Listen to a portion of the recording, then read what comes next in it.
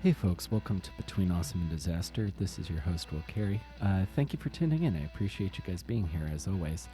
I want to keep it brief, but the content of this episode is related to something that occurred about a month ago. It is a hot, humid day in August with a oncoming thunderstorm. But I recorded this episode with my friend comedian Kevin Janoway about a month ago, and Kevin and I ran into at the Creek in the Cave when I was doing Mike Mercadal's, I believe his Pride edition of his podcast, Unsung Heroes, which is the live version. You can listen to the in-studio version, Zeros on Heroes, wherever you get your podcasts.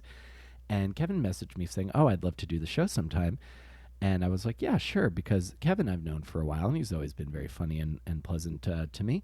And then he messaged me, "Oh, if you have anything you want me to watch, let me know," which, as I'm sure if you've listened to the show for a while, I don't typically do like reviews on this show at all. If I do reviews at all, I tend to save that for the Patreon. But I figured if I have an opportunity to have someone watch something I like, then I would take that into mind. So I'm a big anime fan, so I initially said, "Oh, check out the movie Your Name," which is a movie, if you've seen it, I love and has been very close to my heart since I saw it a couple years ago.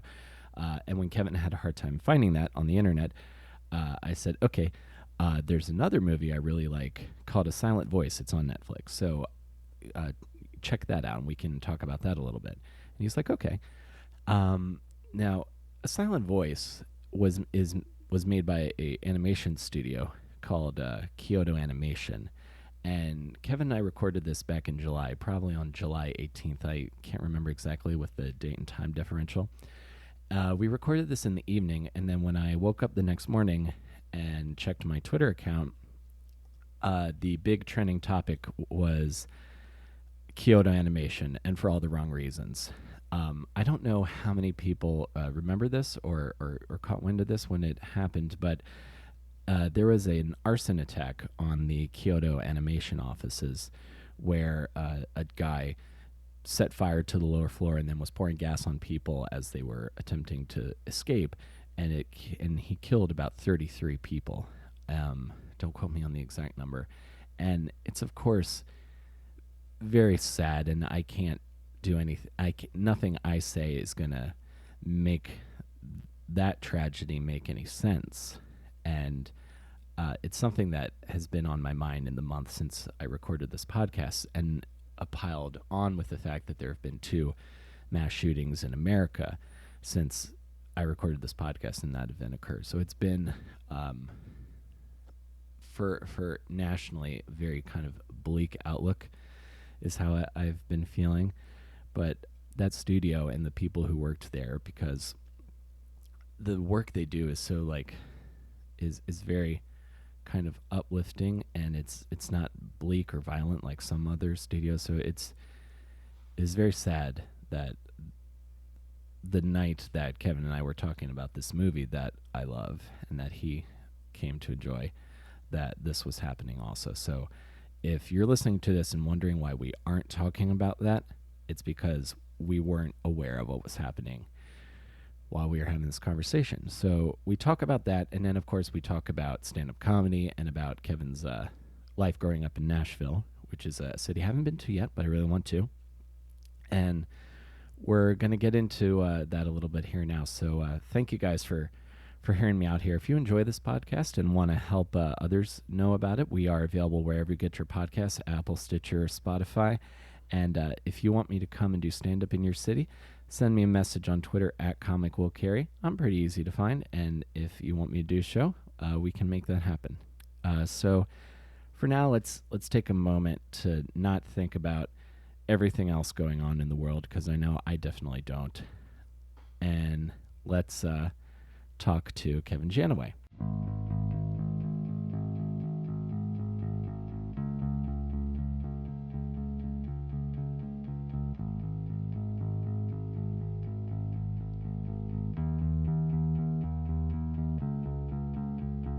Quietly stuff. So yeah, so that's wonderful. Yeah, I'm constant.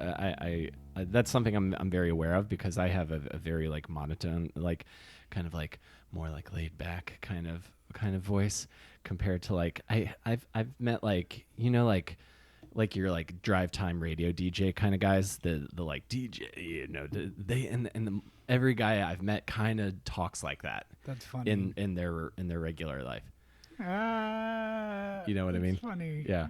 So I just like to imagine those people in like different situations, like if they have to like change careers, it's like scalpel, thank you. No, you want a Big Mac and some French fries. Yeah, it's kind of like you have a voice like that. It's like a blessing, a curse. It's like you can only do like so many things, and one of them is introduce the new hot modern rock track. Yeah, that's funny. You know what I mean? So. This is a little atypical to how I usually do shows. Most people don't ever ask me, "Oh, is there anything I need to watch before I do the show?" But I like to take this opportunity because I like to make people watch stuff that I enjoy. Yeah. So I'm before we got into that, I wanted to ask you. You're from Nashville originally, Kev. Yes, I'm from Nashville, Tennessee. And what was that like? Because my idea of Nashville is that it's a cool city, big music city. And that's where they make all of the pop country music. Yeah, that's a good way to put it. And also, like, now I know Nashville's expanded in the past several years because I went to 7-Eleven yesterday and they had Nashville flavored chicken tenders. And I was like, oh, I've never heard of that in my life. But now Nashville's on the map. Sure. They have that. But to answer that question, it was cool because growing up, it was a music industry town, and so there would be lots of celebrities there, but people gave them their space. Sure. And you would know people who were like dated, like Lori Morgan's son, daughter, somebody who you'd see Garth Brooks out in public or people like that. And Luke Perry got a place there. Mm-hmm. Now people see Nicole Kidman all over the place, and people like give them their space, and it's good. Yeah. Yeah. And is it kind of laid back compared to like an East Coast city? Because I've lived on the East Coast my entire life, and there's very much a definite difference in kind of like East Coast major city feel and pace of life and like Southern city pace of life. Yeah. Nashville is very progressive, so it's not slow, and I don't think it's like Memphis is backwards. I can say that on the air. I've been there. I lived there, but it was a lot of it was different when I lived there. Maybe it's different now, but like Nashville was progressive. Now it has like 2 million people. There's stuff to do. It's not as laid back as like New Orleans or something, but it's a big deal to have good manners and to be nice there. Right. Whereas here, that's not a big deal. Yeah, there's a certain kind of like New York speed that some niceties kind of go out the window, or just the idea that you're going to have a casual conversation with a stranger. I was in Oklahoma a couple years ago with my now fiance, and I had like a 5-minute conversation with the guy at the Enterprise counter about why we were there and what we were there to do, and then as we were driving away, she's like, "Why do you need to know why I'm in Oklahoma?" I tell this story all the time, but to me, because I'm from Maryland, which I don't think is the South, but some people do. Right. And to me, if someone asks, "Oh, where are you from? What brings you to town?" That's just like a very common thing to talk about. But I do feel now that I'm in New York, every time someone talks to me, I'm like, "What do you want?" But Maryland's a cool place. So I want to ask you, so what was Oklahoma like? I've never been there. We were staying in Tulsa. My take on it was there, like most cities I've found, there is like the cool part of town that has like, cool restaurants and cupcake shops or what have you. It's kind of flat. There's the highways are like do these like huge loops if you need to like make a turn on the highway. Yeah.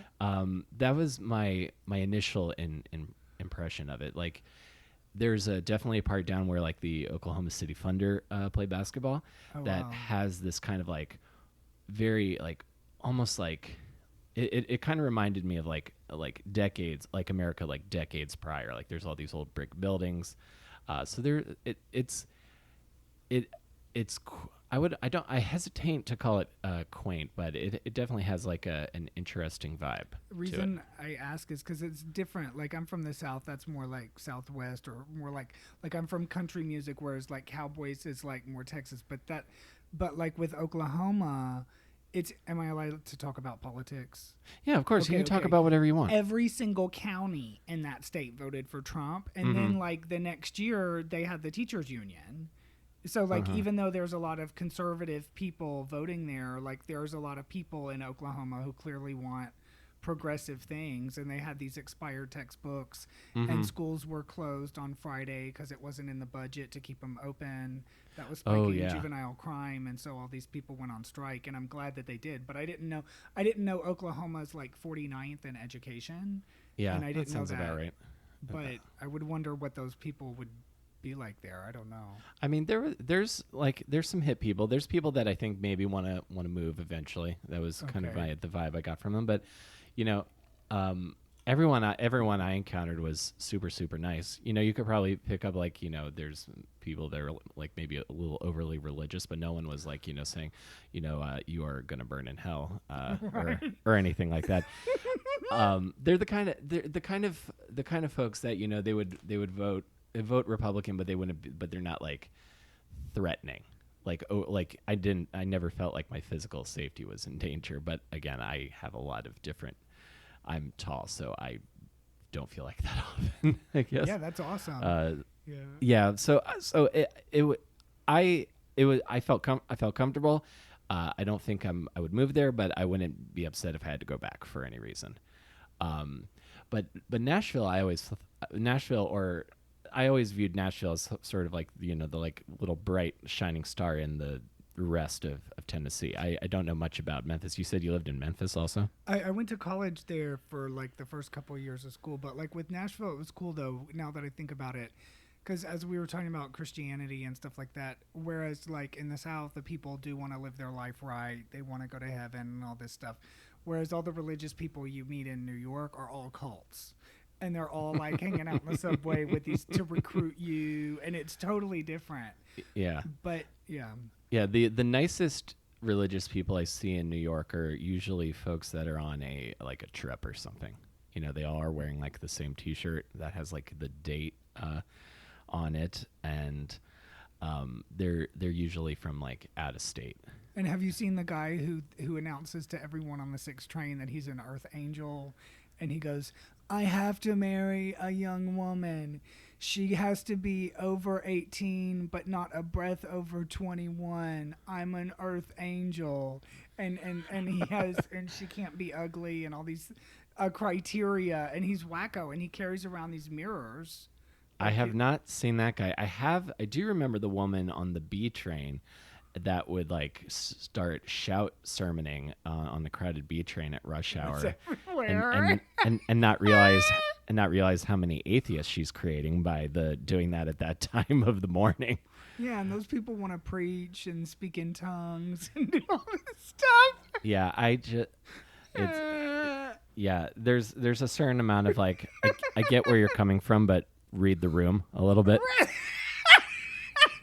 It's like, you know, it's but like they're crazy. How right. can they read the room? It's sort of like, you know, if I was to go up, if I was doing a show, and I go up and it's like a bunch of like leather vests and like chain wallets, yeah, I might start the set with like, so Harley Davidsons are fucking awesome, right? Yeah, but how if they're crazy and have they're that just survival peeking out instinct. on the subway? How would they read the room? I hope someone would help them read the room. Yeah, but they're nuts. Yeah. Some of them. Yeah. Did you ever have moments like that in Nashville? Because I feel like, you know, the New York, like what's the, because when I've spent, you know, when I was in Texas, it was like, you know, encountered like the crazy I encountered was like kind of like, you know, kind of sad. It was like meth, okay, I kind did of not based see that, crazy. yeah.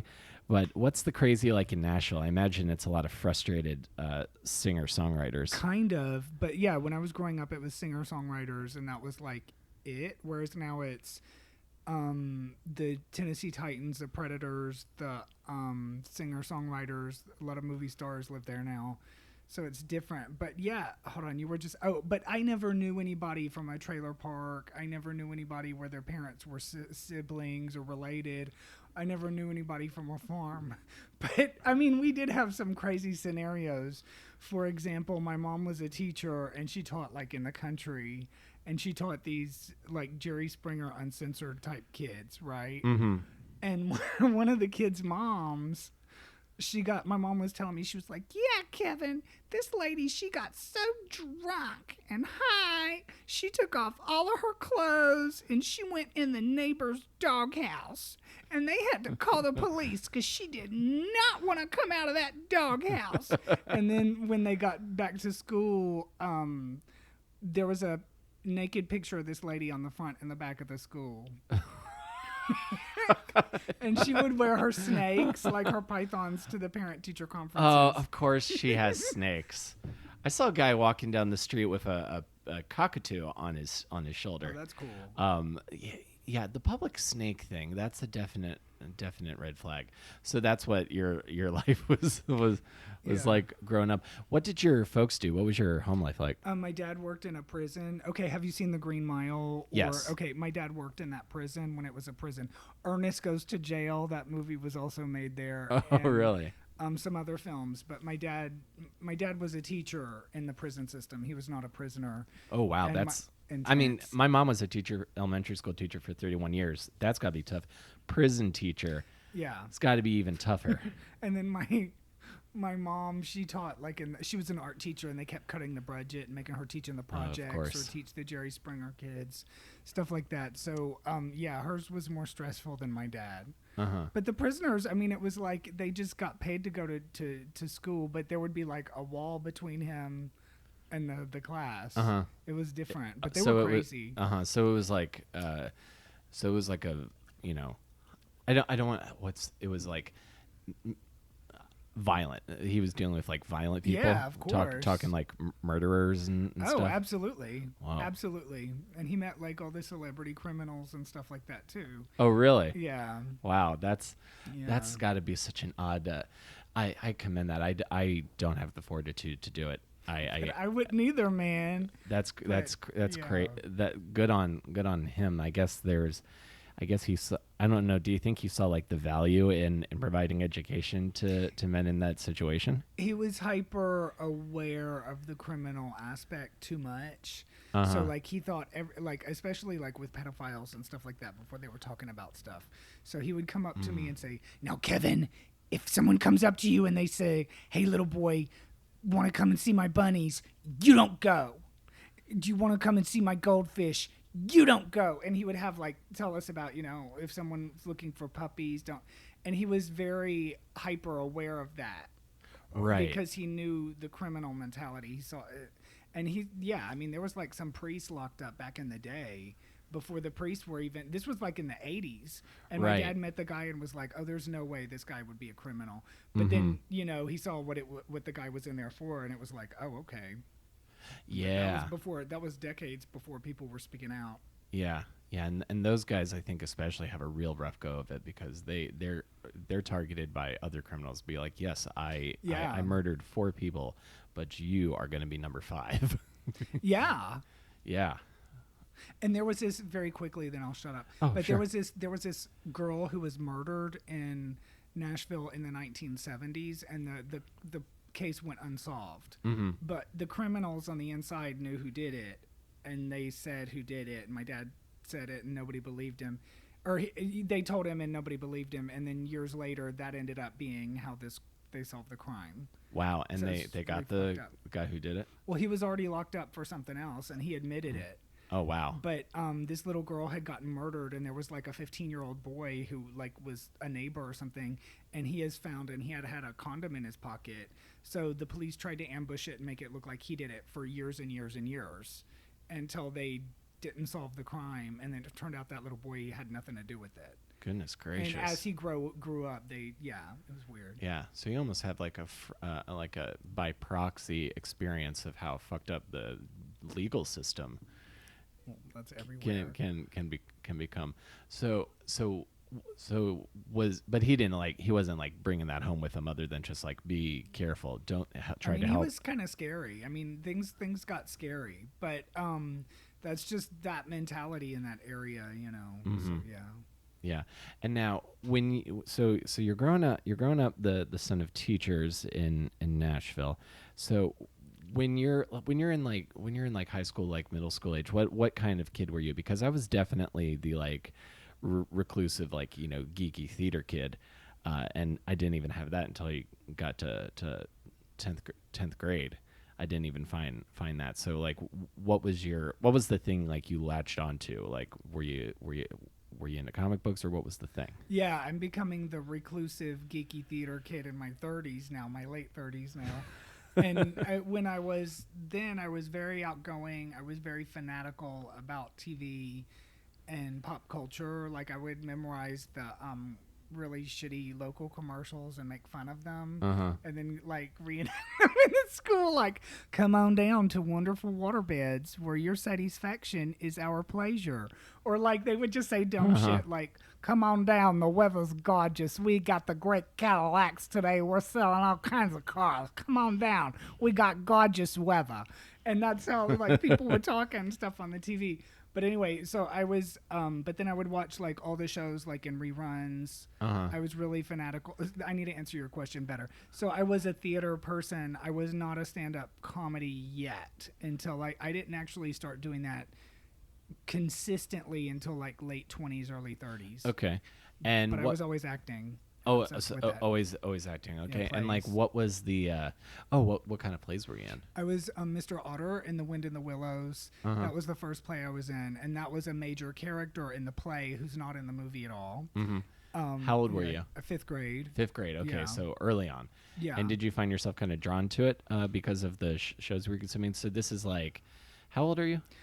I'm 38 right now. Okay, Yeah. 38 right now. So okay, so you're a little bit older than me. So I'm trying to think what was because I was really into like once I discovered Nickelodeon and they had cartoons on Nickelodeon. And the That was like reruns. my whole thing. Yeah, like the Munsters and Yeah, all all that. all of those Nick at Night kind of shows. Yeah. I liked. I preferred the Lucy show that they showed on Nick at Night Uh huh. to I Love Lucy, Yeah. but she made that after they divorced and. But the Lucy Right. show, I like that. Uh huh. So that kind of like classic sitcom, like wacky person's straight man Yeah, and Dick Van dynamic. Dyke and all Uh-huh. that stuff. I watched all that. Yeah. Uh huh.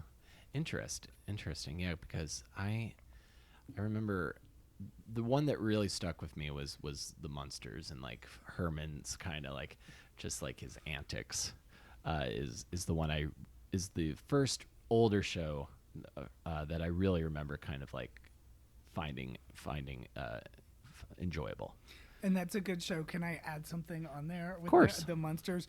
One thing, okay, as I'm also an actor too, but like, okay, with actors, you always hear about them spending their money. They ran out of money. They spent everything. They went broke. They're bankrupt. Whatever. Mm-hmm. But with Herman Munster, I saw his A&E biography, and Uh-huh. the guy who played Edward Gwynn his last name Fred, was Gwynn. Fred, Fred Gwynn. Fred Gwynn, yeah. Yeah, but he was a really smart like business person with his money. I'm Mhm. talking too loud because I'm enthusiastic. Oh no, now. you're fine. You're But fine. like he they pointed that out that like he invested his money really well, and then when they wanted him to do the Munsters as the reunion and the TV shows, Uh-huh. he didn't want to do it because he knew he had to have like lemonade and oxygen and stuff inside his costume. 'Cause it Yeah. was so hot and everything. But so he asked for a lot of money and they gave it to him, and then he invested it more. But like that's an example of somebody who's not like an A-list movie actor, but they did really well financially. Mm-hmm. Like anyway, but yeah. Yeah, because that show was only on for like 2 seasons, I think. Really? Yeah, and then before it, in black and white, and then they did it in the reunions. I think were all in color. Okay, so older sitcoms and theater. Were you like into musicals, straight plays? What was I liked the thing that got you excited about the stage? stage. Okay, the first time I got enthusiastic about a stage play was I remember as a little kid we went to Shakespeare in the Park in Nashville. And I was like I went kicking and screaming. I was crying. I was convinced it was going to be like so boring. And then we got there, and they did some. I've learned now that the play was called Pericles, but that they did a lot of modernized adaptations to it. Like they opened with like a father telling his son about it, and cutting back and forth to the play. They had a character who was dressed like Wonder Woman. Yeah. And the character was like Wonder Woman in the and so as a kid, I didn't know it was in the Shakespeare dialogue. And I was just really amused and found it really funny and stuff like that. And I was like, and they were doing new things with it. Right. It wasn't like now where you see the same revival of the same plays over and over and over and over on Broadway. It was different. But yeah, that was it. Awesome. Yeah, that's something that kind of bums me about the business side of trying to get people from the door, is that it takes a lot for like an original idea to get through. Excuse me. But when it does, it's fantastic. Yeah, when I was in high school, I was like doing like Gershwin. I was doing like singing and Crazy for You, Singing in the Rain. Basically all the roles that called for someone who was tall or had to lift something heavy, I would do that. Yeah, good for you, man. The Pajama Game was really good. I've heard that Fosse Verdon show is very good. Okay, Fosse Verdon is very good. Okay, I was Captain Von Trapp in The Sound of Music. I could act the part, but I had to really work on the singing. The singing is like hard for me, so I have a lot of respect for people who do the musicals and stuff like that. But I was doing research on the Pajama Game because that's a very famous show, and I've wanted to see that. I've never seen it. It's a great fun show. I was Mr. Hassler, who's like the bad guy who doesn't want to give his employees a raise.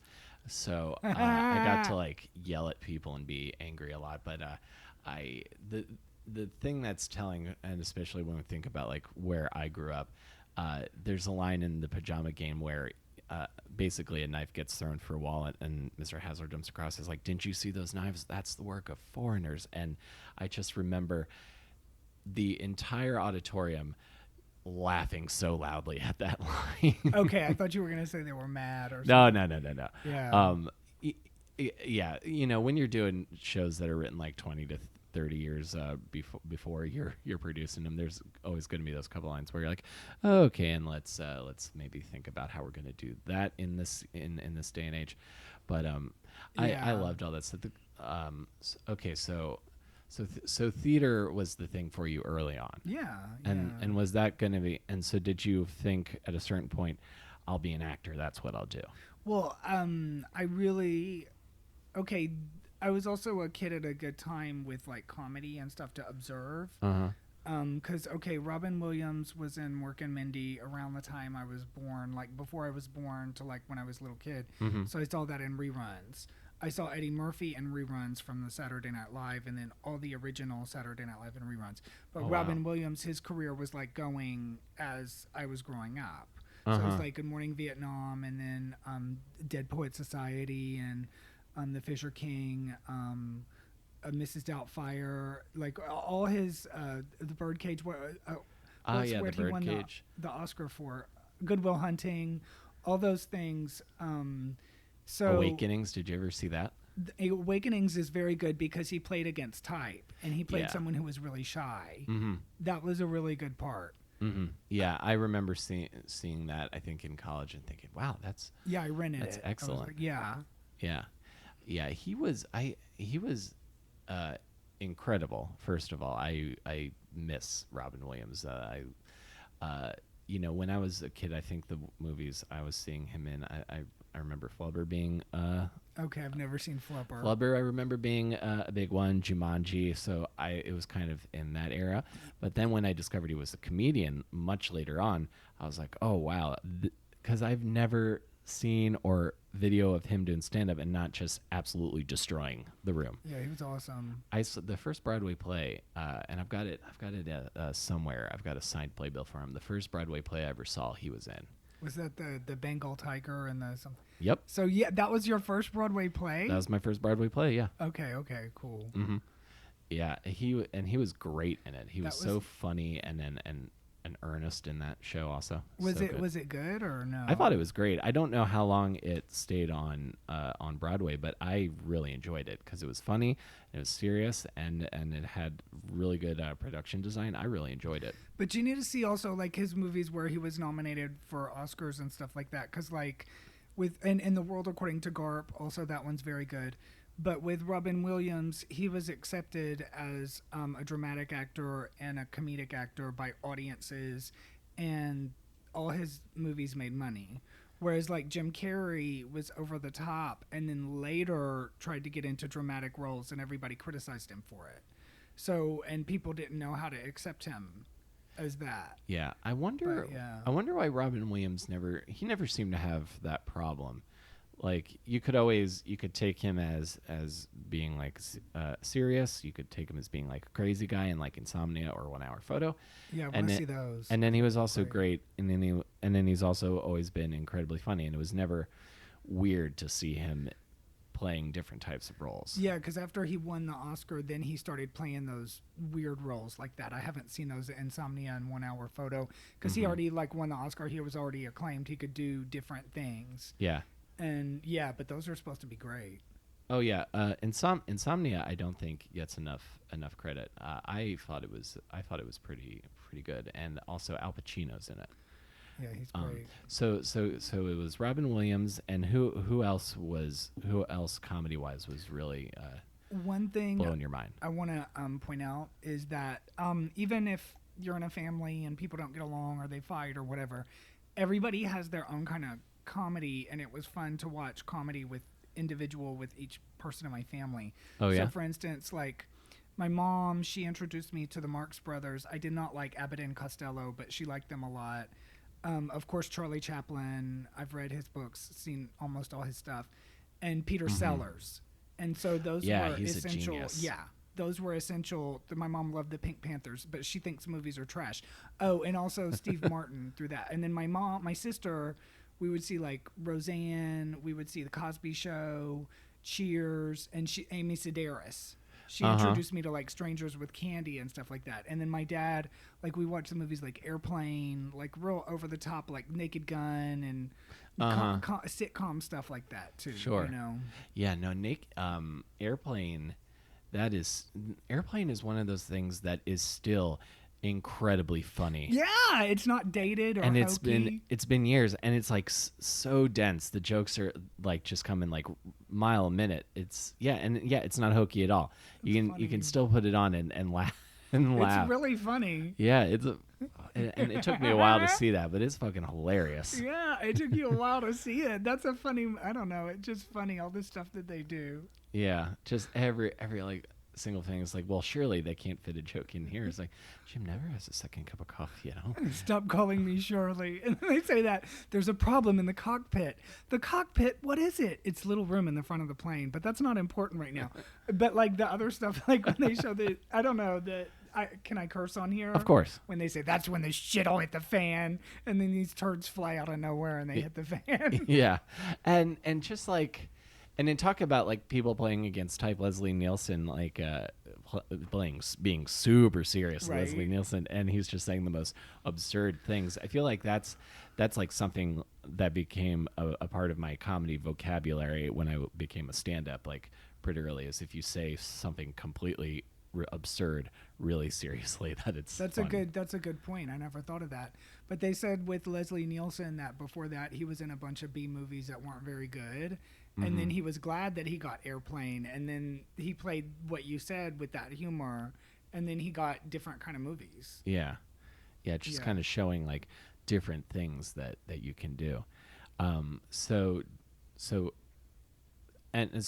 what I was asking earlier, so was acting the dream early on for you, or was there ever anything else? Acting, but it's still kind of like, it's still the dream. I want to do the variety show with like sketches and social commentary. Like Tracy Ullman, she's another one. Like people that are making statements but playing also like over the top characters. Sure. I really like that, and parodying celebrities. Yeah. I've sort of started thinking. It seems like you're kind of very much like dialed into the like cultural criticism on a comedy wavelength is what it sounds like to me. Yeah. Or like with today with Trump and how he tweeted something that's racially inappropriate and all this. This time last year, Sure. Roseanne got fired over that, and they fired her in the first 5 minutes. Stay tuned, someone will be fired. Anyway, they should need to do the same with him, you know? Oh no, Like, absolutely. yeah. I'm bored with I've clearly I've recognized the pattern is like every time something really bad sounding comes out about him, he says something fucking horrible, and then everybody starts yapping about that, and everyone forgets about the really legitimate horrible thing that's going on with him with the whole Okay. Jeffrey Epstein thing.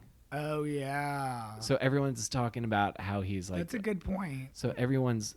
It's like when in Aladdin when Jafar like throws the smoke bomb, and then the guards run off. That's what it feels like. So every time he does that, I'm like, okay, all right. Now I gotta do some like deep web searching to find out. Okay, he said this. What does he not want everyone talking about? That's a good point because he does do those distractions. And on his show and stuff where he would fire people because they didn't vote for themselves and just like real egotistical wacko stuff, you know. Yeah, the other thing I think about him is when I think about some characteristics of like the frustrated stand-up comedian, I see some parallels with Trump because he is like the guy who is like, you know, doesn't have like the greatest act, but he wants people to like him, and so he just goes out, says the same 3 or 4 things, and then continues on. Right, and when people say things against him, he has the same response too. Yeah. Like he'll go on TV, like there was some Scottish guy who criticized him for trying to build a golf course Right. in Scotland, and so Donald Trump didn't even know the guy. He went on TV and was like, everybody hates him. He's always causing this drama. And he does that about people who speak out against him, or he'll say everybody hates them, or Yeah, totally. yeah. But there's more to it than that. But yeah. Yeah. So, so I see a lot of those kinds of like attention needing parallels. So you're in high school. Acting is kind of the thing. What happens after that? How do we get to New York? Got to New York, man. I transferred. No, I just went. I transferred. I did within the United States. But there was a guy, that voice that I was just talking in, there was a guy like that at the other school when I went to the University of Memphis. Okay. And his name was Kelly, which is like a girl's name, but he was a guy, and he always talked like he was crying. But he wrote this paper, and he would come up to me, and he was nuts. He was like 20 years older than me, and I was in college. He was like, hey, man, you know how it says in the Bible, in Bible times, it says that the Tower of Babel was built unto God, like upways. I think that the Tower of Babel was really built long ways. Hey, man, I think the Tower of Babel is really the Great Wall of China. And he wrote this whole paper about it. And he wanted me to read it, and it was just like nuts. But yeah, I met this guy, this wacko guy. He was in one of my classes at the University of Memphis. So you went to college in Memphis. Yeah. What were you studying? I was getting away from people like that. No, I studied theater. I minored in film, but I got a within the United States exchange, and I came to Hunter, and then I got residency, and then I transferred. You got residency. Yeah, because I did a within the United States exchange, not an international exchange. Oh, So like an exchange program kind of Yeah, thing. and then I got Okay. residency, so I just transferred up here. But I thought it was going to be different than it is. But yeah, I mean, it was cool. But I mean, I was up here like during 9/11 and all that stuff, so it was like it was crazy. Oh wow. Okay, so let's trace this timeline a bit. Yeah. So you're studying theater in Memphis, and are you learning like method acting, like Stanislavski, Udhaka, and all they that weren't. stuff? They were all teachers who like weren't trying to do that stuff. Some of them were really good, talented. But then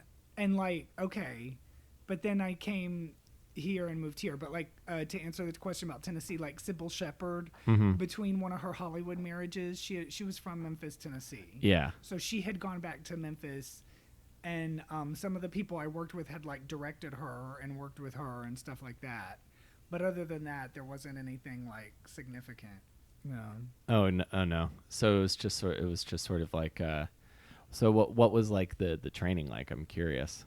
I don't know. It was better at Hunter though, because one of my teachers, he had gone to the actor studio with Al Pacino, and when Marilyn Monroe was studying there too. Sure. And so he told us about like seeing them and stuff like that. He said that Al Pacino had to get his teeth capped.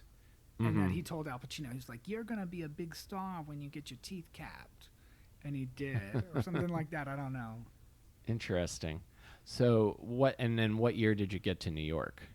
Oh, I came here like 2001, like right before 9/11. Okay, so right before 9/11, and then where were you living? What was your experience And like? then, yeah, I lived in school dorms. It was crazy, because luckily I didn't know anybody. I don't want to get into 9/11. Everybody talks about that, but like it was intense. And but then after that, I just, I was in school, and I've, auditioned for stuff, been on a lot of stuff. I even went back to Nashville for a little while. I had the same agent there that Reese Witherspoon had, Amex, but they didn't really do anything. And then it was all like country music and stuff like that. So I came back here again in 2007. And then from there and then also I became more proactive about stand up in around 2011. 2011. So 2009, so you left for a while, and then you came back. Yeah. And what and so acting's the thing. And then how did you find stand-up comedy? I mean, it was just like, it's like a need, like when you walk around and you have to talk in all these voices and you have to mimic people. Also, let me backtrack. I discovered improv when I was a teenager too. Okay. And that became, but I think that they all help hand in hand. Like the yeah, they're improv- all kind of under that. They're in the same toolbox. Right. Improv, stand up, and acting. But I think that as a performer, I've learned the hard way for me that they are still like separate entities. And if you use something in one, that doesn't mean that it works in the others. So if I want to do characters and improv, that's favorable for that environment. But if I do it in a stand-up world, that doesn't fit in the same realm as what everybody else is doing. Sure. But it's still interesting, Yeah, totally. I was told early on that I had more of a mind for stand-up than I did for improv. I guess I'm Really? more, because I guess I'm just more of like the absurd random thought that I can say on stage compared to like I feel like I'm better at it now, but listening and reacting and yes ending of like groupthink and just kind of trusting your instincts. I'm not really good at like flying off the cuff. This is about as much off the cuff as I am comfortable doing. I need to have at least some kind of a framework to work with as far as like a script or like a set list kind of thing. That's true. Because like with stand up, it is like a sense of like structure and guidelines. I will say that I feel maybe you kind of hit on this a little bit already. But like with, I feel that like with acting, there's a lot more stage fright. And I feel that when you do stand up and then you go back to acting, there's less stage fright. I agree. You're used to going on in front of people, even if there's 2 people in the audience, or even if there's 100 or whatever, and you just get used to it. Yeah, I also think going into stand up where you're the writer, the director, and the performer, and then doing a film where you have the script and then you have the thing, and then you have someone who's helping you who's telling you how they kind of want it done. That is a lot easier to me, in my personal opinion, now, than trying to create it all from scratch. Yeah, exactly. And also, some things might work off one audience, and you're like, "Oh, that worked," and then you try it on a different audience, and it doesn't work, or whatever. Yeah. Yeah. And I see you had a solo show. Yeah. At some point, what was that? I've done a few. The one I did at the Creek in the Cave, I said the Creek in the Cave, was it was a Happy Holidays comedy show, because I'm sick of auditioning for A Christmas Carol. So because I know A Christmas Carol's boring. Like every version of it to me, is probably your favorite. But I found the Muppets version. The Muppets is That's great. my favorite. But all the other versions, I feel like they go on and on and on. And so I was like, but since it's the holidays, that's the only thing they show. So I wanted to do something that was satirical about that. Oh, and cool. different characters. Oh, Yeah. that sounds kind of fun. Yeah. I would love to do. I had Jason Solomon in here recently. He did the show. Do you know him? I know the name, and I know him if I saw him. Super nice guy. He's been on Orange Is the New Black. He did a comedian heavy casted version of the play The Pillow Man, because that's one of his favorite plays. I always wanted to do something like that, like get some comedians, find a great play or like a classic play like A Christmas Carol, and do a performance of it. I always thought that would be fun. That's a good idea. Yeah, and I like doing the solo thing too, because my solo show is a little bit more storytelling based. Being able to kind of have to be in front of people that will give me that little bit of like rope to work on something. Have you ever wanted to do voiceover? Yes. Me too. Yes. Yeah. I took a class this year, and this is partially why we were talking.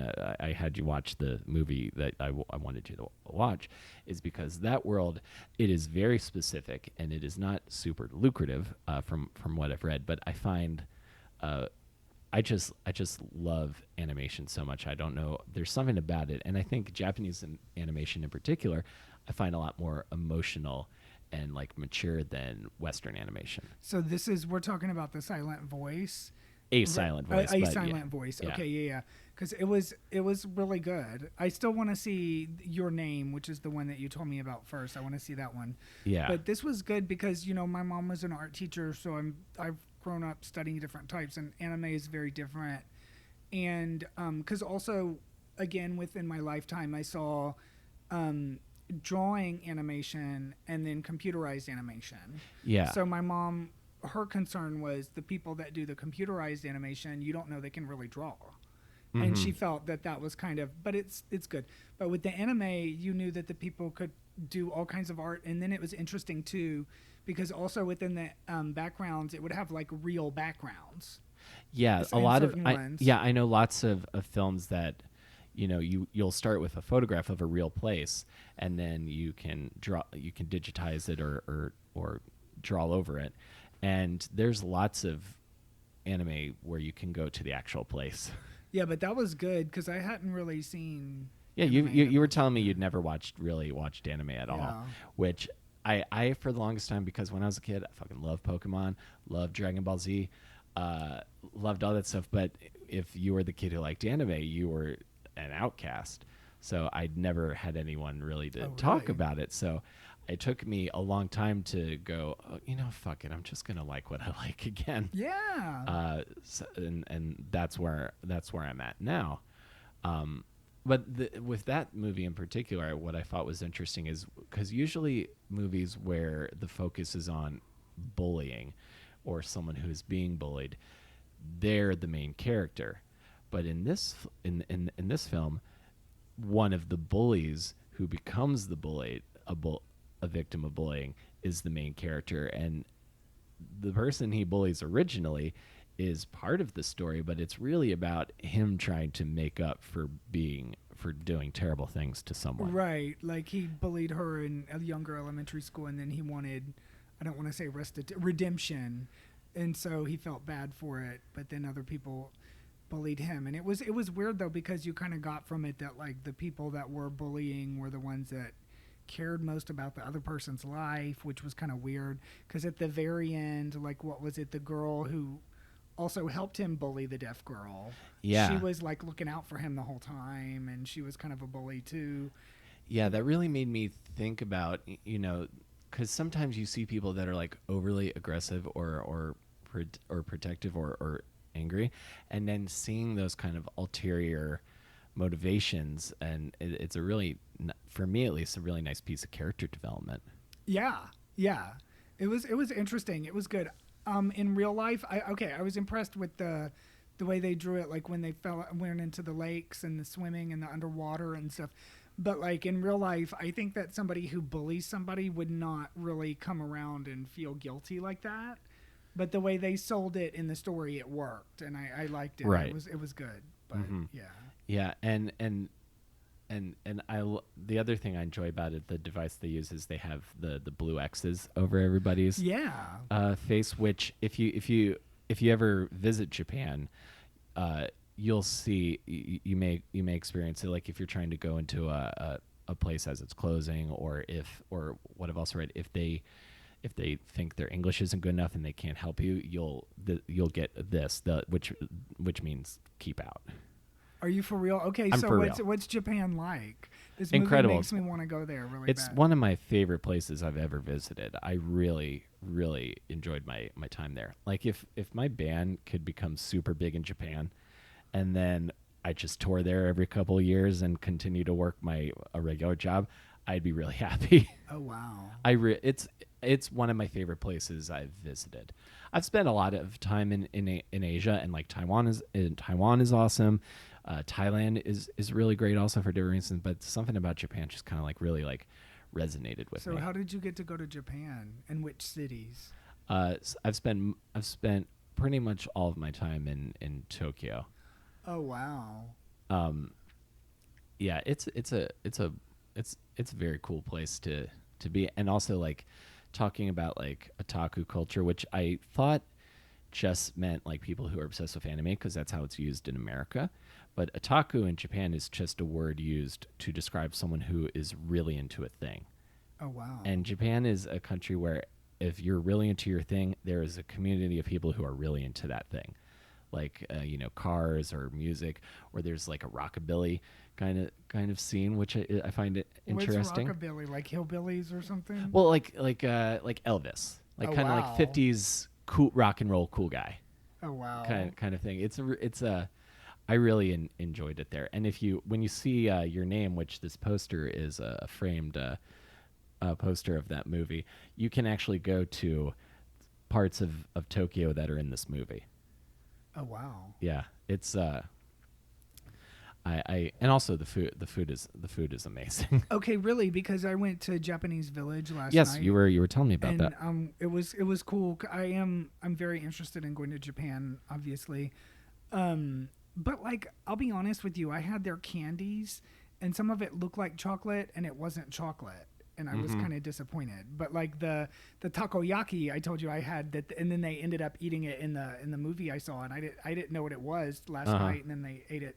That was really good. It was like octopus inside these like Yep. boiled things. It was really good. I had lots of good food there, and I want to try more of it and go back. But like, I don't think that they have chocolate, do they? I'm trying to think. I found a couple of like because the thing in Japan is they usually will have like desserts in like the basements of shopping malls.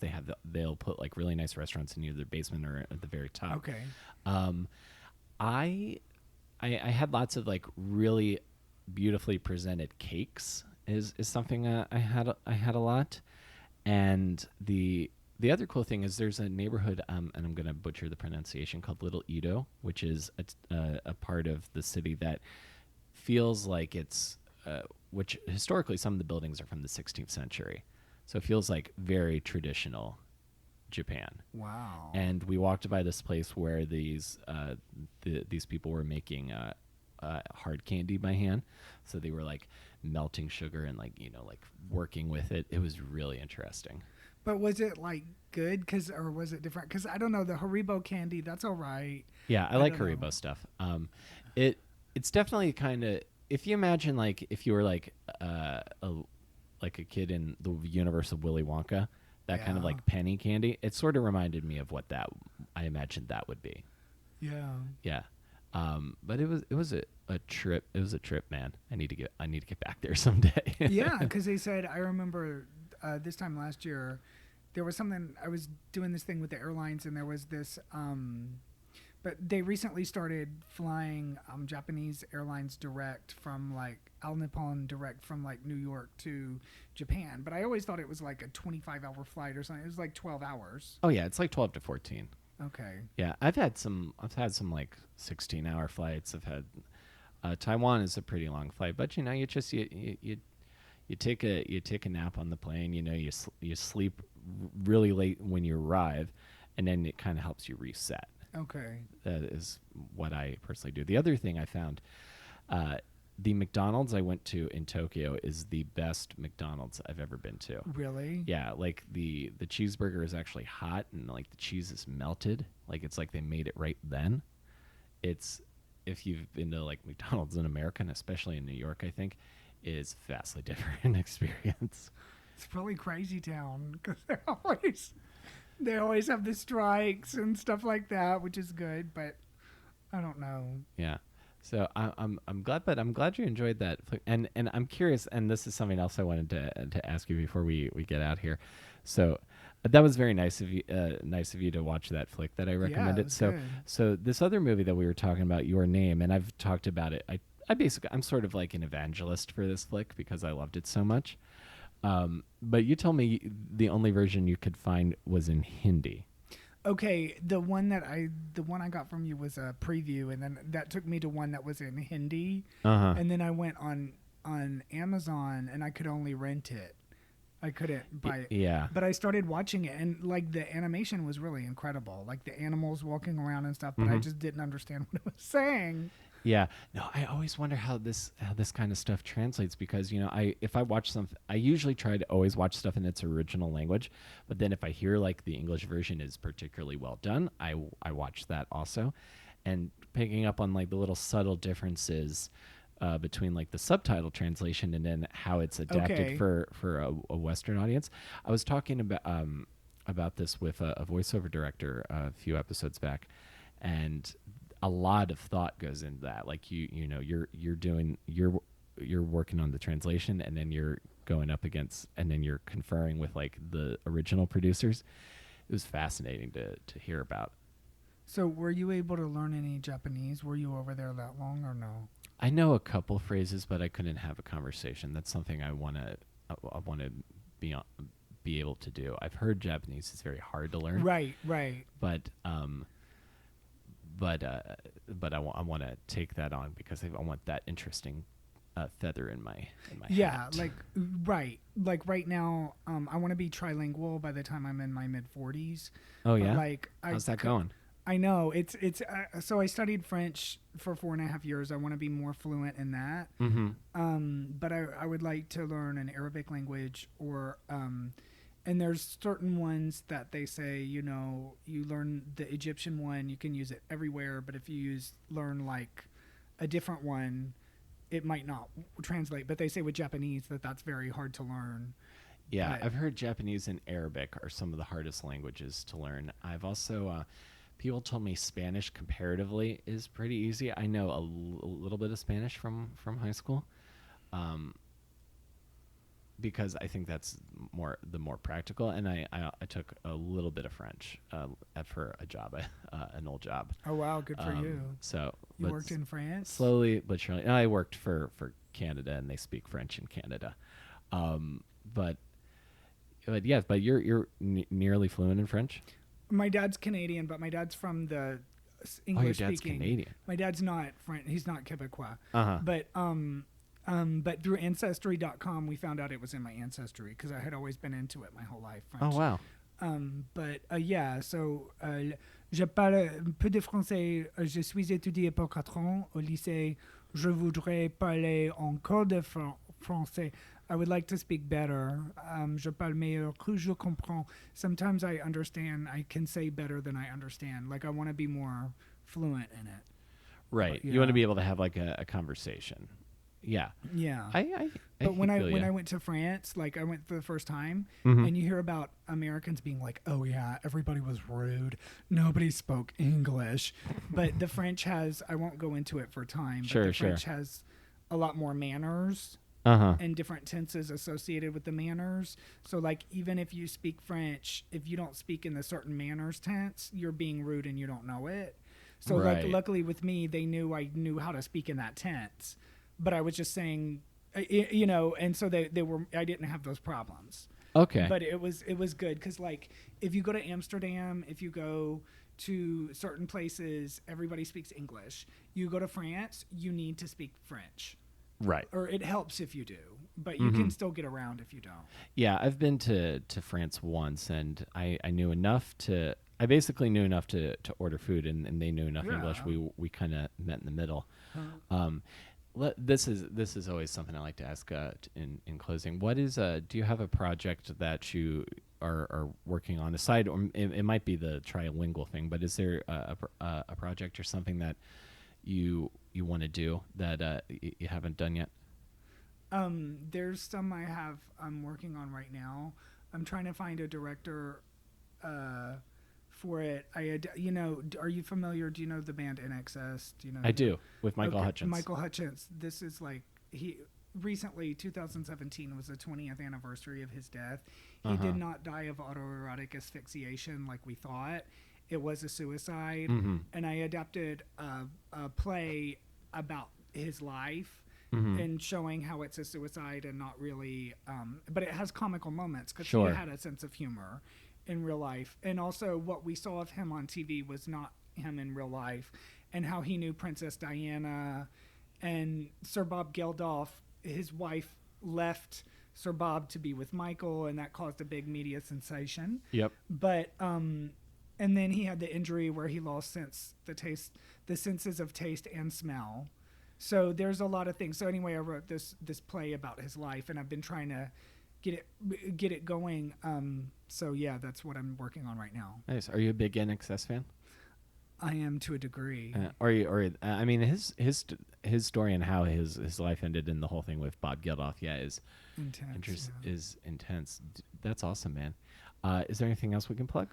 That I can plug? Yeah, yeah. What do you got going on? Okay, so check me out on YouTube and Viral Media, Funny or Die.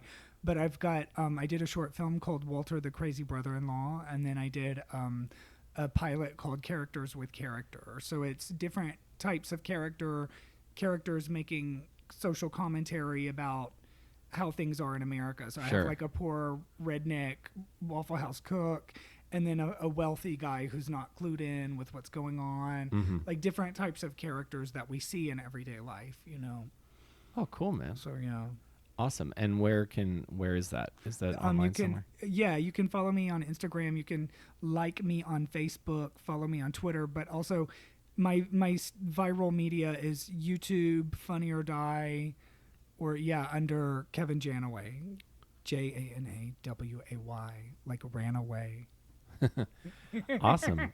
Well, thanks for doing this, man. I appreciate you coming over. Thanks for having me on, Will Carey, because we always had good conversations when I saw you in person. So, yeah. You're like one of those people that I've always, like so many comics, like I've always seen you in passing, always had pleasant conversation, but I never really know much about you. Right. And don't know much about me, and I think we know a little bit more about each other now. Right. Likewise. Awesome. Thanks. Thanks again, man.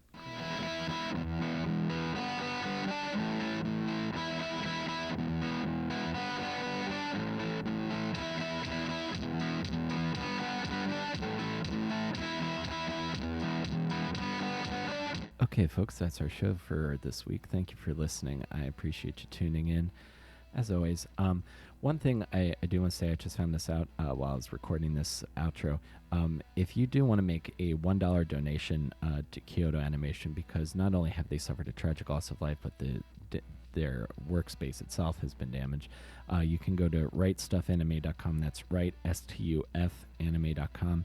And if you are making a purchase, you can select a $1 donation to help Kyoto Animation recover from this tragedy that they experienced. And I will have links for that in the description. And I also have links for Kevin Janoway's stuff as well. And also, I want to give a shout out to my supporter on Patreon at the awesome producer level, Mary Beth Mooney. Thank you so much for your continued support of this podcast. And if you want to hear your name shouted out in the credits, you can go to patreon.com/awesomedisaster and check out some of the reward tiers.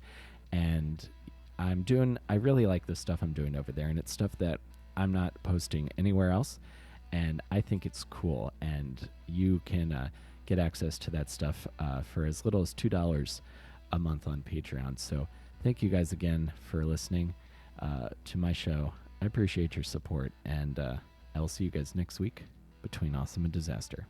Take care, everybody.